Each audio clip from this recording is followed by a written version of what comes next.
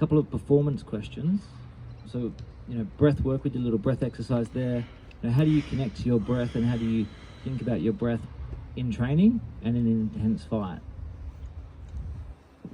Well, I'm a big believer, big fan of breath work, and staying composed in hectic situations. I think that's one of my greatest gifts in the ring is when the score is close and both guys are exhausted and everyone's bleeding and you can't feel your legs anymore. And, it goes back to the mind, and staying calm, cool and collected, remembering to breathe. I'm a big fan of nasal breathing, breathing in and out of the nose. But yeah, it definitely correlates to winning.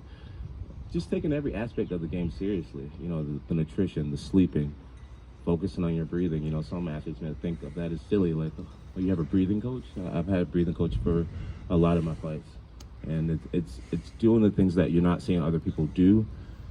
It takes you to places where you don't see a lot of people go. And so, yeah,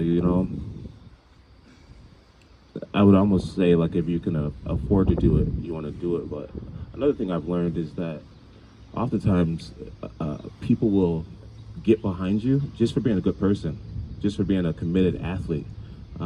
You'll find yourself with all types of endorsers and coaches and meal sponsors or whatever it may be, just for being a solid man.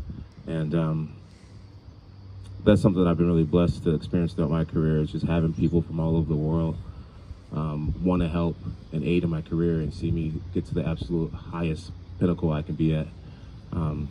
So yeah, community's huge. I know that was a breathing question, but my breathing coach was introduced to me by another extraordinary person. I know I would have never met him if I wouldn't have set myself in a certain life to meet these people that can help you out so deeply.